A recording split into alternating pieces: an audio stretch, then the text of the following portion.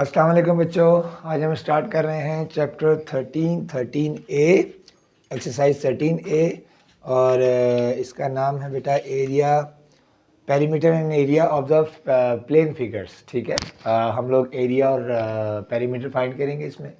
अच्छा, इसमें जो सारी शेप्स डिपेंड कर रही हैं जो इसमें पूरे चैप्टर आए में हैं, हाँ वो भी मैं इसके लिख दिया है। अभी मैं पहले आपको इसका फार्मूला बताऊंगा, ठीक है, उसके बाद फिर हम इसके ऊपर डिस्कस करेंगे।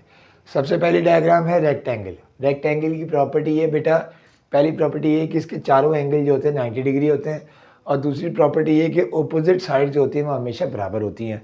तो इसका फार्मूला क्या है, ये है, इसको हम कहते हैं लेंथ, इसको हम कहते हैं विड्थ।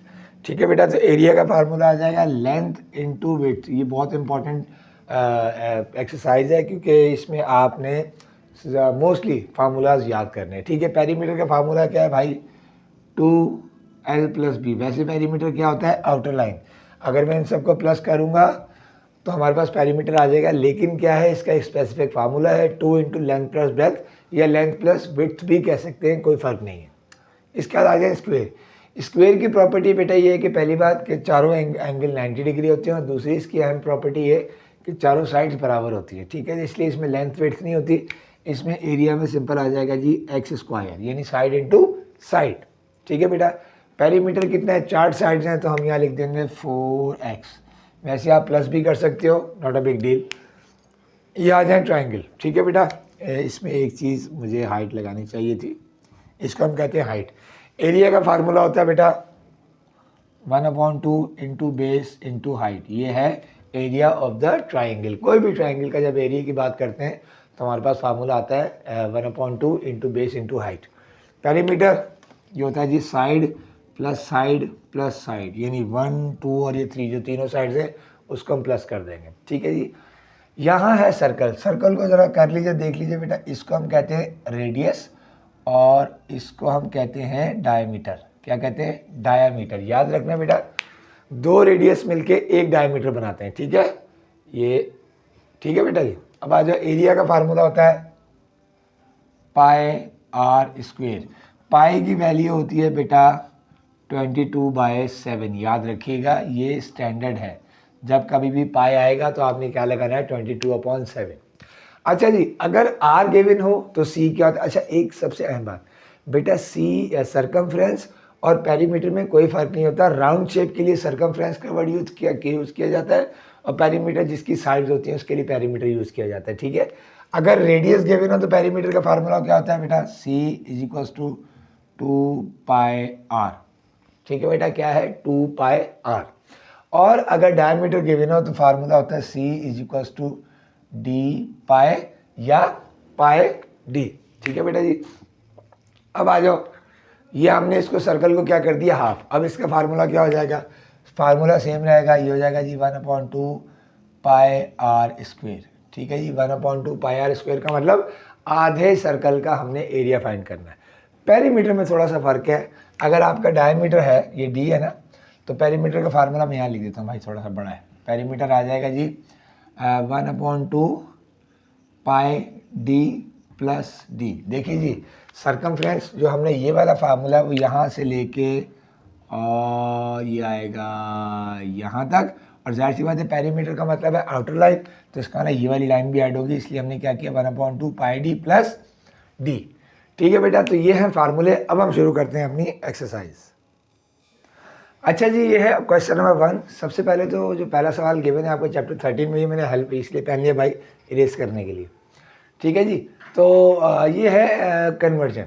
कन्वर्जन क्या है, होती है बेटा, आप मीटर को सेंटीमीटर में या सेंटीमीटर को मीटर में या मीटर को किलोमीटर में कन्वर्ट करते हैं। अच्छा, यहाँ पर एक बात समझाने वाली है बेटा, जब आप ग्रेटर टू स्मॉलर जाते हैं तो आप करते हैं मल्टीप्लाई। ये याद रखने वाली बात है बेटा, मैं इसलिए लिख रहा हूँ। ठीक है, और जब आप स्मॉलर टू ग्रेटर जाते हो तो आप करते हो डिवाइड। ये बहुत इंपॉर्टेंट बात है बेटा। ठीक है, क्या है, जब आप ग्रेटर टू स्मॉलर जाते हो तो मल्टीप्लाई करते हो, जब आप स्मॉलर टू ग्रेटर जाते हो तो डिवाइड करते हो। अब देखो, यह है मीटर स्क्वायर। मीटर स्क्वायर से आप सेंटीमीटर स्क्वायर में जा रहे हो, यानी कि मीटर से आप बड़े से छोटे में जा रहे हो तो आप मल्टीप्लाई करोगे। ठीक है, ये मैं रेस कर रहा हूँ, ये मैं रेस कर देता हूँ भाई ताकि आपको क्लियर हो जाए।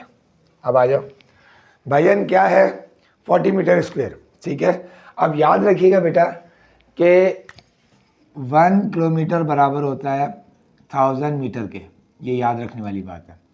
1 मीटर बराबर होता है 100 सेंटीमीटर के, और 1 सेंटीमीटर होता है 10 मिलीमीटर के, ठीक है। अब देखो जी, मीटर स्क्वायर है तो सेंटीमीटर स्क्वायर, याद रखना कि अगर मीटर क्यूब होगा तो 100 हम 3 दफ़ा लिखेंगे, एक दफ़ा होगा तो हम 1 दफ़ा लिखेंगे। तो ये हो जाएगा जी 40 मल्टीप्लाई बाय 100 इंटू 100। क्यों भाई? क्योंकि मीटर स्क्वायर है, मीटर से आप सेंटीमीटर में कर रहे हो और 1 मीटर में 100 सेंटीमीटर हो जाए, तो हो जाएगा जी 4 0 1 2 3 4 1 2 3 4, ये हो जाएगा जी सेंटीमीटर स्क्वायर आ गया, ठीक है।